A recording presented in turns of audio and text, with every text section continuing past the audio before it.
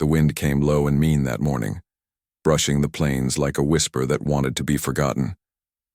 Dust curled in eddies across the road to Cedar Hollow, gathering at the boots of Silas McGraw as he dismounted his gelding. The horse, ribs, like old fence slats, gave a grunt and stilled. Silas tied the reins to a post he hadn't touched in years and looked at the town as if through smoke.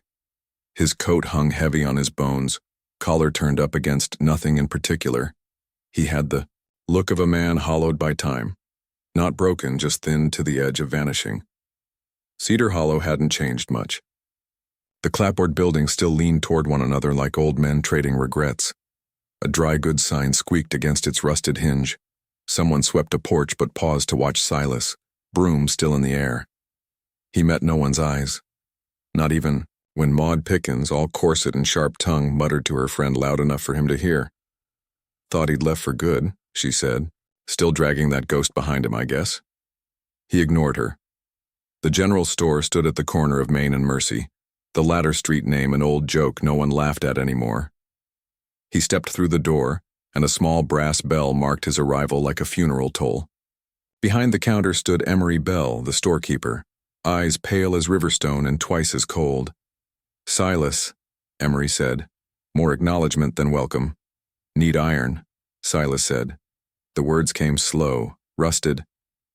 "Colt, if you got one." The man nodded but didn't move at first. His eyes lingered on Silas's face, then flicked to the counter where a Bible sat half open. Emery was a praying man, though he prayed mostly for others to sin less so he could sleep more. "Something happened?" "No." "You look like something happened." Silas said nothing. Emery reached below the counter, brought up a small wooden case and clicked it open. The revolver inside lay nestled in green felt. Polished, heavy, beautiful in the way thunderclouds are beautiful, full of promise and ruin. Silas looked at it but didn't touch. "You ain't bought shells yet," Emery said. Silas didn't answer, just closed the lid and slid it back. Emery frowned. "What's wrong?" "Reckon I forgot something in the barn." The storekeeper watched him leave like a man watching a coffin being lowered. Outside, the sky was turning the color of cooled ash. The barn behind the store leaned, worse than he remembered, slat sagging where the roofline had split during a storm 2 winters ago. He hadn't set foot in it since his wife passed.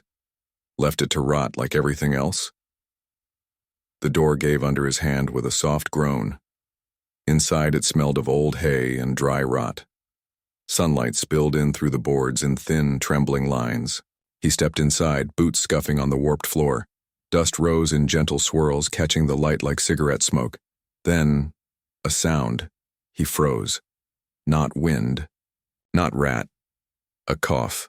Small. Wet. He turned sharply.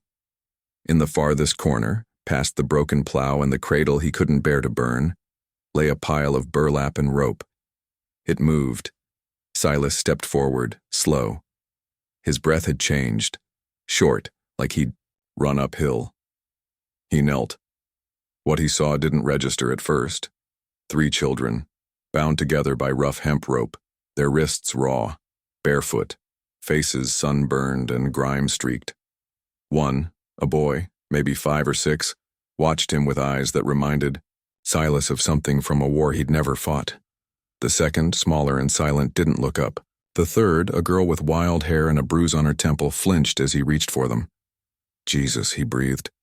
The girl whimpered. "It's all right," he said, though his voice came out rough as gravel. "I ain't gonna hurt you." He fumbled for his knife and sliced the rope, careful not to touch skin. They didn't run. That scared him more than if they had. Children should bolt like deer when spooked, not sit still like they've already given up. "You thirsty?" he asked.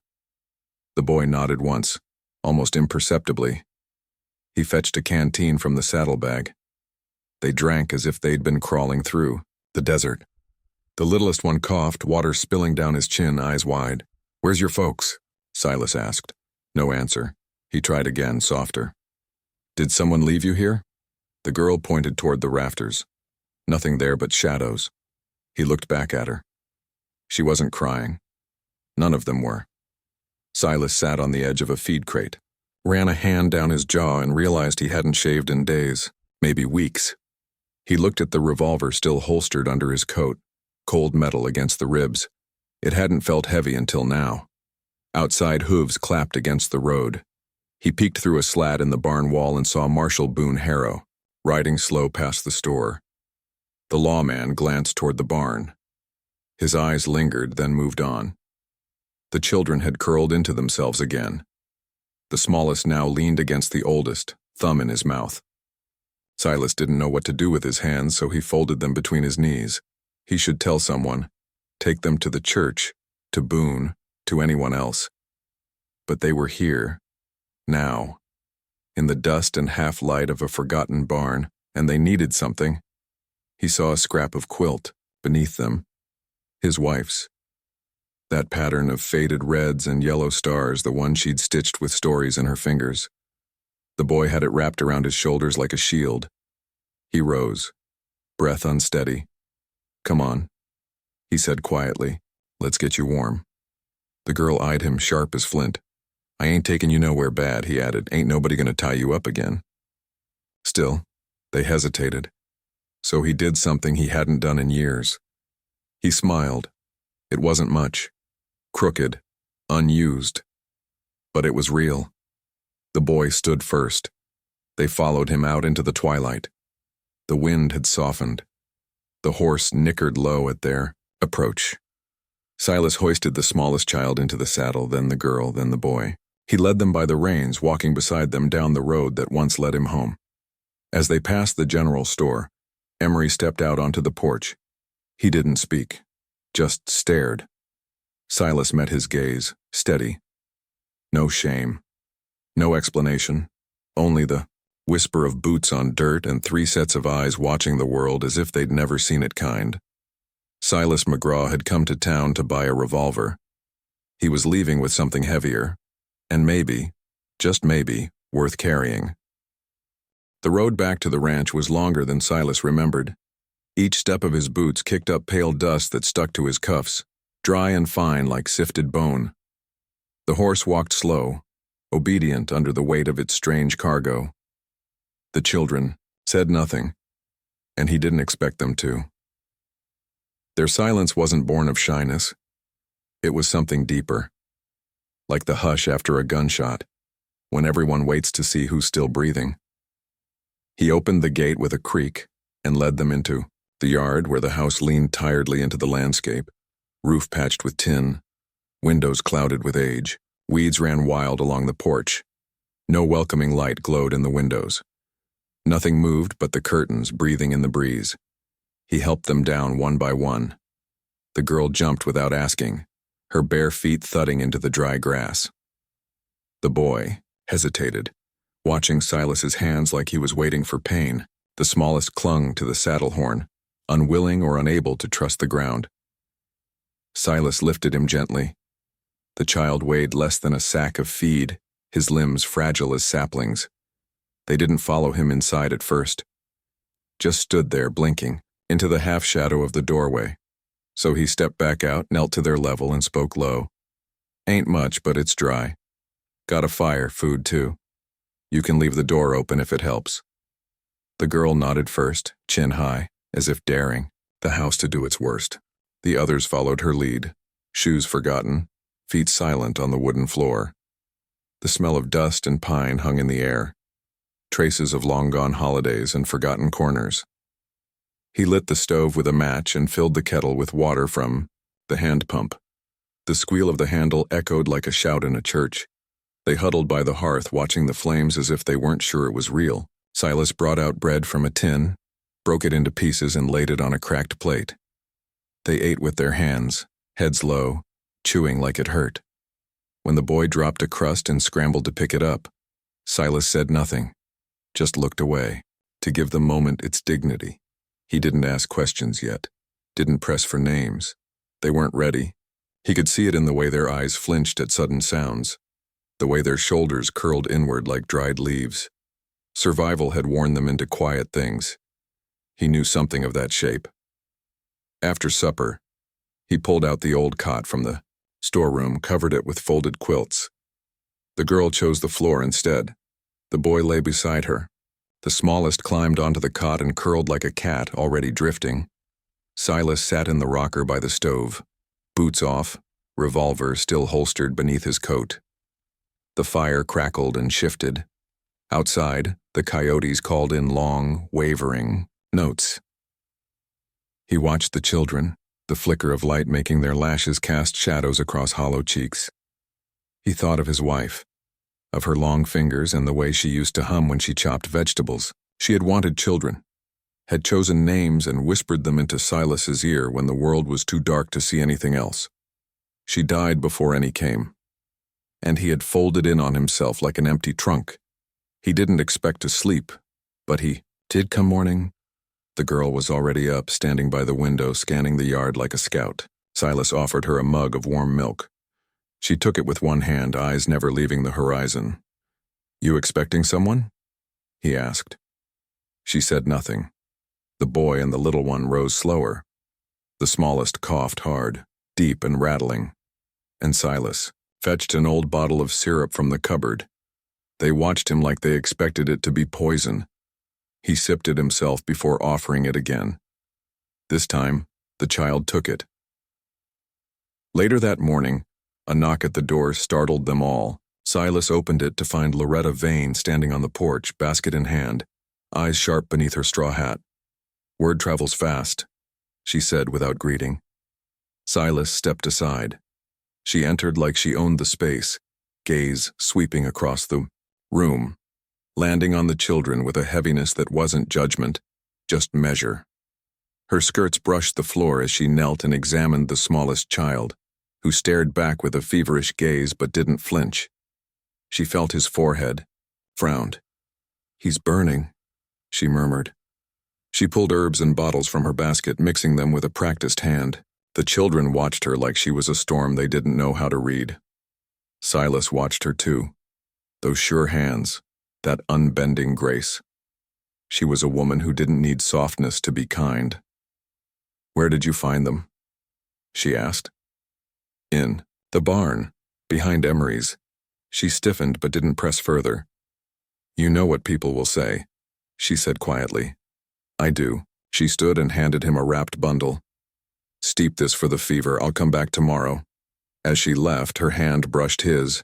Accidental, maybe, but it lingered for a breath longer than necessary. By noon, the boy had begun to follow Silas out into the yard. He watched as Silas hammered boards back into the fence, mimicked his movements with a stick. When Silas handed him a nail, the boy took it like a solemn vow. The girl never went far from the house. She sat under the porch roof, plaiting grass into rough ropes. Her eyes never stopped moving. That night, Silas found a drawing on the table, scrawled in charcoal, uneven and blunt, but unmistakable. 4 figures hand in hand, 1 tall, 3 small. He looked toward the hearth. They were asleep again, tangled together like vines. He folded the drawing and placed it in the box where he kept his wife's letters. Outside, a storm brewed quietly in the west, clouds stacking like promises made and broken. He felt it in his ribs, the way animals do. The past wasn't done with him, and whatever had left those children in that barn wasn't gone yet. But for now, the house held breath and warmth, and that would have to be enough. Rain came slow over the plains, soft as sleep, soaking into the thirsty earth without a fuss. The sky hung low, gray and solemn, and the smell of wet sage drifted through the gaps in Silas's shutters. He stood by the window, watching the distant hills fade behind the curtain of drizzle, his coffee cooling in his hand. Behind him the house stirred gently, the scrape of feet on wood, the soft clink of enamel cups. Life in small measures. The girl who had started answering to Junie when the littlest one murmured it in his sleep, moved through the kitchen like she belonged there, gathering bowls, setting them neatly. She didn't smile, but there was a calmness to her like a tree that had stopped expecting lightning. The boy Silas had taken to calling him Hank clung to Silas's every move, always a few paces behind. The youngest, whom neither would name, still slept more than he woke, worn thin by fever and the shadow of whatever had come before. They hadn't said much about it. Silas didn't ask. He knew the shape of wounds too raw for words. But every silence had its own music. Junie's guarded glances, Hank's cautious curiosity, the smallest boy's shallow breath, each telling their story in echoes. Outside, the soil turned to mud, and the ranch quieted. Chores were done slow and indoors. Silas taught Hank how to mend tack, the child's fingers trembling as they held the needle steady. Junie watched from a corner, her hands always busy, shelling beans, folding linens, anything that kept her moving. Her eyes, though, were never, far from her brother's. By the third day of rain, the boy spoke. "Is this place gonna flood?" His voice was rasped, the way disuse dries out a throat. Silas shook his head gently. "Nah. House sits high. Water don't come here." The boy nodded once and fell back into silence, but that one question cracked something open. That evening, he asked another, "Why don't you cut your hair?" Silas had chuckled. "Don't see the point anymore. Ain't got no one to impress." Hank looked at him a long time before saying, "You don't need to." And just like that, a thread of trust was tied between them. That night, while the wind pressed soft against the walls, Junie sat by the hearth, combing knots from the smallest boy's hair. Her fingers were firm but careful. She hummed, quiet and broken, but the tune had weight. Silas didn't recognize it, but it brought to mind old lullabies sung from back porches to the stars. She caught him watching, and for the first time her expression softened. Not a smile exactly, but something near it. The storm broke the next morning, leaving behind a field of mist that hung low over the grass like a dream not ready to be forgotten. Silas saddled the gelding and tied the cart behind it. Supplies were running low and the boy's fever had waned, but his cough lingered like a warning. "You all right with him for a while?" he asked Junie, nodding toward the little one still curled beneath the quilt. She crossed her arms. "We'll manage." He gave her a look. Not challenging, just long enough to say, "I trust you, but I'm watching." She nodded back, her chin tight, already turning toward the hearth. The ride into town was slow, wheels slipping in the mud. Cedar Hollow was quieter than usual, and Silas felt every gaze like a tack in his side. He stopped by Emery's for flour and salt, but found the storekeeper watching him the way buzzards watch a limping dog. "You got a full house now," Emery said, not quite smiling. "I got mouths to feed," Silas replied. "Folks are saying things. About them kids, about you." "I figured they might." Emery leaned in, his voice low. "There's men been asking after him. Strangers, not lawmen." Silas's jaw tightened. "You tell him anything?" "Didn't have to. They knew too much already." He finished his business fast after that, boots clapping hard against the floorboards. On his way out, he passed Boone Harrow, the marshal, standing at the edge of the porch with arms crossed. His badge caught the light like an accusation. "You know what you're doing, Silas?" Boone asked, not unkindly. "No," Silas admitted, "but I know what I ain't doing. I ain't handing them off to whatever they ran from." Boone scratched at his beard. "They your blood?" "No, don't have to be." The marshal said nothing more. Just stepped aside and let Silas pass. The road back was muddier than the way in, and the cart groaned under the weight of supplies and thought. He scanned the tree line more than once. No one followed, but the feeling of eyes lingered like the echo of a voice you can't forget. Back home, the yard was quiet. Too quiet. Silas stepped from the cart, gun unlatched beneath his coat. The door creaked open under his hand. They were inside. Safe. The little one asleep, chest rising steady now. Junie and Hank had washed clothes, folded them neatly. A stew bubbled on the stove. "You're late," Junie said without looking up. "Ran. Into a friend," he replied, setting down the sacks. She came over, took one from his arms. Her fingers brushed his, firm and steady. A silence passed between them, thick with what neither would say. Not yet. Maybe not ever, but it hung there like a curtain lifting slowly. That night, Silas sat outside while the stars pressed through the thinning clouds. Hank joined him, quiet at first. Then, after a time, he spoke. "Why'd you take us in?" Silas thought on that. A long while. "Didn't feel like a choice," he said at last. "Felt like breathing. Like if I didn't, I'd forget how." Hank nodded slowly, as if that answer fit somewhere deep in him. Then the boy asked, "Are we safe here?" Silas didn't lie. "We're safer than we were." The boy leaned against his arm, warm and light. And in that moment, Silas knew something had changed. Not just in the boy or in the house, but in himself. Like a gate left open too long that had started to welcome the wind. The stars blinked, above like scattered fireflies, and the land held still. But somewhere out there the past was stirring, and it would find them soon enough. The days that followed were painted in golden light, an illusion perhaps, but no less real for its impermanence. The prairie bloomed under the spring rains, and the children began to loosen their grip on silence. Hank followed Silas through, each chore like a colt trailing its dam, while Junie claimed the kitchen as her domain. She didn't ask, didn't wait for permission. She simply moved through the space with the calm resolve of someone who had learned to make order from chaos. She used what little they had with practiced hands, boiling bones to stretch broth, lining shelves with makeshift labels in charcoal script. It wasn't long before Silas found himself reaching for a cup and finding it already filled, or sitting down to supper with food he hadn't known they had. It startled him, the way she folded herself into his days, not as an intrusion, but as a quiet rhythm. The little one, Junie had whispered his name, Ren, into the folds of a quilt one night when she thought no one could hear, had begun to laugh. Not often, not loudly, but now and then, a bright sound like a bird startled from the grass. He still wheezed in the mornings, but the color had returned to his cheeks, and he clung to Junie's skirts with all the devotion of a pup. Silas couldn't bring himself to speak of what he'd heard in town.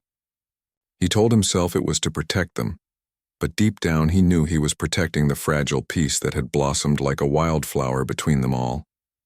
He watched them as he might watch a flame on a still night, entranced, careful, afraid, to breathe too hard. But the world doesn't forget, not even for the gentle-hearted. It began with hoofprints, deep ones, fresh, leading down the old North Trail, a path that no one used anymore, not since the cattle runs dried up. Silas found them early one morning as he was checking the fence line. 4 sets, riding hard. The prints were wide, the edges sharp. He crouched beside them, touched the damp earth, and felt a chill snake up his spine. He didn't say a word when he returned to the house. Didn't need to. Junie was already watching from the porch, arms folded, jaw tight. "They're looking," she said, not asking. Silas nodded. "Not here, not yet." Her mouth pressed thin. "They'll come." That night he checked the rifle twice, cleaned the revolver with steady hands. Hank watched from the stairs, his eyes wide and solemn. "Are we going to have to run again?" the boy asked. Silas looked at him for a long moment before replying, "Not if I can help it." He didn't sleep much. The wind shifted around midnight, carrying with it the scent of dust and sweat. Too faint to name, but not unfamiliar. He stood by the window for hours, listening to the creak of the boards, the rise and fall of small breath from the other rooms. When the sun rose, red and bleeding, he knew the time had come. At breakfast, Junie spoke first. "They're not just after us," she said, voice low but clear. "They're after Ren." Silas didn't flinch. "Why?" She hesitated, then looked down at the boy who clutched a spoon in both hands like it might anchor him. Her fingers brushed his hair back. "Our daddy, he wasn't kind. He owed men. Money, favors. Ren's real sick once, needed a doctor. One of those men offered to pay, said he wanted Ren in return. Said he was pretty quiet." Silas's heart dropped like a stone. "We ran," she continued. "Mama helped us, but they found her first." Hank's eyes burned, but he didn't cry. Ren leaned against Junie, unaware, lost in the steam from the oatmeal. Silas pushed back, from the table. Every muscle in his body ached with the need to act, to move, to do something more than listen. He opened the cabinet, took out a worn map and spread it across the table. "There's a place out past Dry Hollow," he said. "Canyon land, hard to reach, harder to follow. I got a friend there. He can keep you safe." Junie stared at him. "You're not coming?" "I'll lead them away," Silas said. "Give you time." "You'll die." He met her eyes. "Maybe. But I won't let them touch a hair on his head. Or yours." She stood, sudden, furious. "You think we want saving? Like we're broken stock to be traded out of harm's way? We've been running our whole lives, Silas. You don't get to decide how this ends." He didn't answer. Couldn't. The pain in her voice was too raw, too familiar. She stepped back, arms trembling, lips pale. But Wren had crawled into his lap without him noticing. The boy's arms looped around his waist, head tucked under his chin. Silas rested a hand on the child's back. "I'm not doing this to be a hero," he said softly. "I'm doing it because I couldn't live with myself if I didn't." Junie turned away. "You don't get to be alone in this, not anymore." And so they planned. That night, under the cloak of stars, they packed only what they could carry. Silas saddled the mare, then the pack mule. Junie carried Wren against her chest, wrapped in a blanket. Hank wore his father's old hat, too big for his head. They rode until the moon dropped behind the ridge. Then they walked. By dawn, they reached the divide, the canyon yawning beneath them like a wound in the earth. Silas pointed to the distant ridge where smoke curled faintly. "My friend's place, another day's travel." Junie looked back down the long trail they'd come. Her face was unreadable. Silas turned to Hank, knelt. "You're the man now, till I get back. Keep your sister safe." "I will." Silas turned to Junie last. Her lips parted, then pressed shut again. She reached out not to him but to adjust his collar, smoothing it like a final kindness. He almost leaned in. Almost. Instead, he stepped back, mounted up, took the trail east. He rode with purpose, slow at first, then faster, winding through known passes and false turns. He left tracks where they would be seen, fires where smoke would rise. He wanted to be chased, needed it. The longer he could pull them, the safer they would be. And they came. 4 riders, just like Emery warned. Hard-eyed, armed, cruel. They caught his trail on the second day. And the chase began in earnest.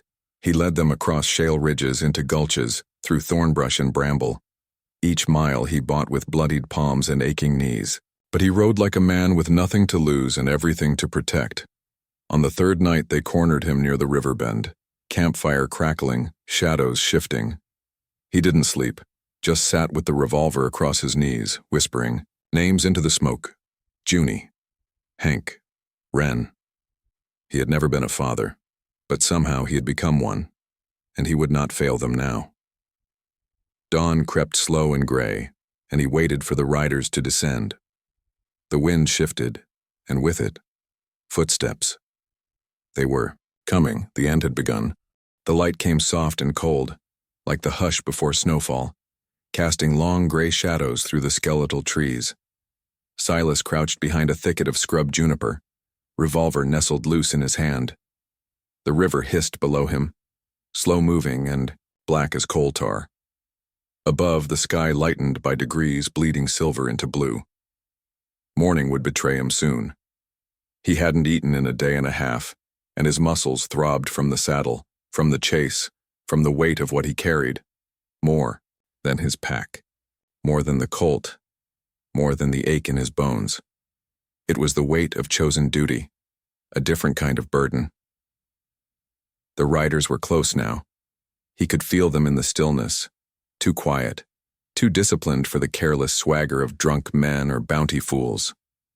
These were professionals, sent with purpose, sent to reclaim something they thought owed. But Silas knew better. You couldn't own children, not truly, and you sure as hell didn't come claiming what was never yours with a gun and a price. He whispered the names again like a prayer. Junie, Hank, Wren. A horse whinnied in the distance. Boots cracked twigs. A voice cursed low. Southern, clipped, confident. Then another, gravel-throated, older. The third one said nothing at all. Silas took a breath, slow and deep. He didn't intend to win, just delay. Every minute he bought was another mile between them and the canyon's edge. Another sunrise they'd wake to without fear. That had to be enough. He fired the first shot into the air, sharp and sudden, not to hit, but to draw. A hawk shrieked overhead. Horses reared. Shouts followed, then he ran. He knew the terrain. The ravine sloped to a narrow ridge that dropped into the valley, where the creek forked and the limestone walls grew too steep to scale quickly. He could bottle them there. Not forever, but long enough. He made it to the ridge and slid behind. A boulder, breath ragged, palms scraped, gun raised. When the first rider crested, Silas aimed and shot once, clean through the man's shoulder. The rider howled and went down hard. The second came fast, firing blind. A bullet chipped stone inches from Silas's cheek. He ducked, heart hammering, ears ringing. "Come out, rancher," the voice called. "We know who you are. We know what you took." Silas said nothing. The second man stepped closer, boots crunching frostbitten grass. Silas waited, breath caught behind his teeth, until the figure passed the narrow choke between two rocks. Then he stepped out, slammed the butt of the revolver into the man's temple and watched him crumple without a word. 2 down, 1 to go, but the third never came. Instead, the woods fell silent again, so quiet the river below sounded like whispering ghosts. Silas stood still for a long minute, senses straining. Then the wind shifted, and he felt it. Behind him. He turned. Too late. A blow to the back of his head drove him to his knees. He rolled, firing, but the shot went wide. The figure loomed over him, tall and lean, face shaded beneath a black hat, rifle lowered with surgical calm. "You should have stayed out of it," the man said. Silas wiped blood from his brow. "So should you." "Where are they?" "You'll never find them." The man stepped closer. "You're bleeding out, rancher. Last chance to be useful." Silas's vision swam. He tasted iron, but he smiled, slow and feral. "You already lost." The man raised the rifle. A shot cracked. Not from Silas's revolver, from the woods behind them. The man staggered, mouth open in shock. Blood bloomed on his chest. He turned, stumbled once and fell, boots twitching in the dirt. Silas blinked against the haze of pain, turning toward the tree line. There, standing small but unshaking, was Hank, his arms locked around the lever of Silas's old Winchester, face pale but fierce beneath the too big hat. Behind him, Junie emerged, carrying Wren on her hip, her eyes blazing. "I told you," she said softly, kneeling beside Silas. "You don't get to do this alone." Silas stared at her, dazed. "How?" "We doubled back," she said. "Waited till the ridge, then turned. Figured you'd need us." Hank approached, gun still clutched tight. His hands were trembling now, adrenaline fading. "I hit him," he whispered, voice ragged. "I really hit him." "You did what needed doing," Silas murmured. "You protected your own." Junie helped him sit up, pressing a handkerchief to the gash on his scalp. He winced, but it was distant. Pain behind glass. Wren curled against him, his small fingers clutching Silas's shirt. "I didn't want you to see this," Silas rasped. "Too late for that," Junie said. "And maybe it ain't the worst thing, seeing what standing your ground looks like." They buried the strangers in silence, piled rocks to mark the place but didn't speak their names. Some men lived only to be stopped. When they finally turned, back toward the canyon, the wind rose behind them, scattering dust over the trail like a final benediction. The path was quiet. They reached the hidden camp before dusk, where Silas's old friend, a wiry man named Roy with kind eyes and a soft dog, welcomed them without question. The cabin was small but sturdy, tucked between red stone walls and wild mesquite. Roy didn't ask their story, just fed them warm bread and lent them dry clothes. He nodded at Silas once across the fire and poured him a cup of bitter coffee that tasted like coming home. For the first time in weeks, Silas slept through the night. In the days that followed, the world softened. Wren's cough faded. Hank carved, toys from pine, whittling shapes in silence. Junie sat on the porch in the evenings, mending with a needle that moved like a whisper. She didn't speak of what came before, neither did Silas. They shared the quiet the way old souls do, without need or rush. Sometimes her fingers brushed his when they passed plates or blankets. Sometimes she looked at him longer than was strictly necessary. One night, as the stars came out over the canyon and the air turned cool and gold, Silas found her out by the water's edge, staring into the rippling surface. "You think we'll ever stop looking over our shoulders?" she asked. He joined her, hands in his pockets. "No, but we'll stop flinching at shadows."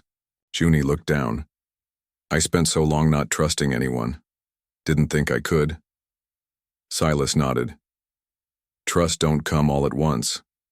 It's little things. A door left unlocked, a cup of coffee already poured." She smiled, the first real one he'd seen from her. Fragile, like something recently thawed. "I was ready to hate you," she said, "when you wouldn't let us stay. I was trying to protect you. You did." He didn't reach for her, didn't move closer. But the space between them felt smaller somehow, like it could be crossed with time, with kindness, with small acts that didn't ask for anything but honesty. That night, Junie tucked Wren in beside Hank, then sat with Silas by the hearth. They said little, let the fire speak in crackles and pops. When she leaned her head on his shoulder, he didn't flinch. In the stillness that followed, something unspoken settled between them. Not a promise. Not yet. But the beginning of one. Outside, the coyotes sang low across the plains. The world kept moving. But inside that cabin, a family, strange and bruised and bound by choice, not blood, sat wrapped in silence and firelight. They had survived. They had changed. And they had done it together. So if you ever find yourself riding a trail alone, heart worn thin by loss or shame, remember this.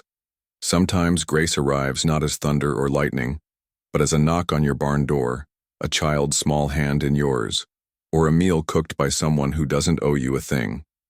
Sometimes, the soul is healed not by the gun you came to buy, but by the lives you choose to save instead.